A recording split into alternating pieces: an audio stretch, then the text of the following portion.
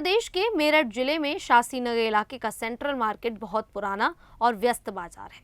यहाँ सैकड़ों दुकानें, स्कूल, निजी अस्पताल, बैंक और शोरूम चलते हैं।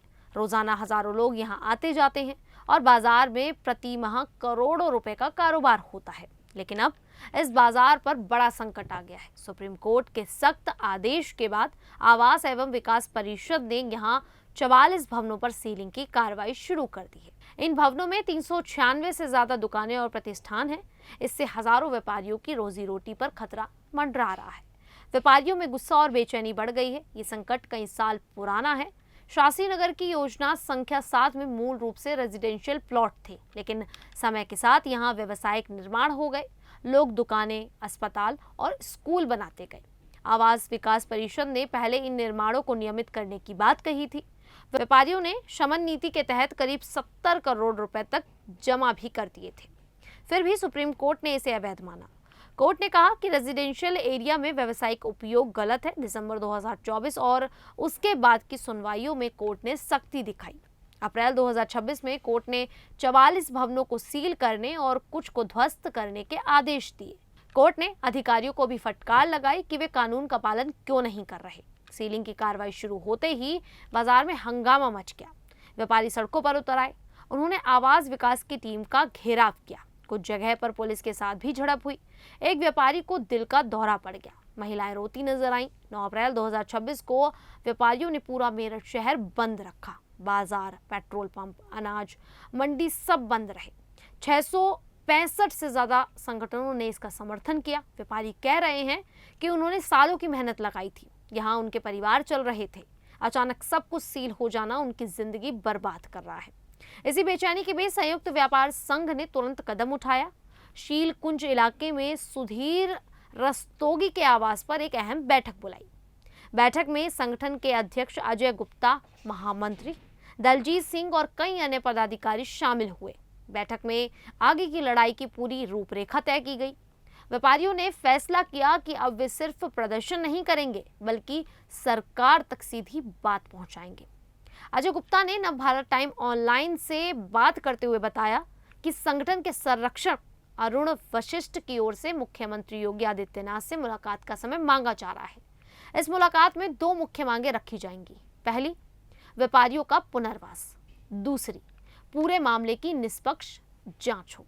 उन्होंने कहा कि आवास विकास परिषद के अधिकारियों की लापरवाही और भ्रष्टाचार की वजह से ये स्थिति बनी है। इसीलिए विशेष जांच टीम संगठित की जाए। अगर जांच में किसी अधिकारी की आय से ज्यादा संपत्ति पाई गई तो उसकी चल अचल संपत्तियां जब्त की जाए और उनके घरों पर भी बुलडोजर चलाया जाए। अजय गुप्ता का साफ कहना है कि जब तक जिम्मेदार लोगों पर सख्त कार्रवाई नहीं होगी, तब तक पीड़ित व्यापारियों को न्याय नहीं मिलेगा। व्यापारी नेता ने तीखी टिप्पणी करते हुए कहा कि आज सेंट्रल मार्केट का व्यापारी खुद को पूरी तरह असहाय और लाचार महसूस कर रहा है। उनकी स्थिति चौराहे पर पड़े एक टूटे फूटे इंसान जैसी हो गई है। उन्होंने आरोप लगाया कि विभिन्न राजनीतिक दल व्यापारियों की इस मजबूरी का फायदा उठाकर अपनी राजनीति कर रहे हैं। महामंत्री दलजीत सिंह ने बैठक में कहा कि व्यापारी इस समय अपने अस्तित्व की लड़ाई लड़ रहा है। कुछ विपक्षी दल इस संकट को वोट बैंक बनाने का मौका बना रहे हैं। उन्होंने सुझाव दिया कि कानूनी लड़ाई के लिए अनुभवी वकीलों की टीम बनाई जाए, ताकि सुप्रीम कोर्ट में व्यापारियों का पक्ष मजबूती से रखा जा सके।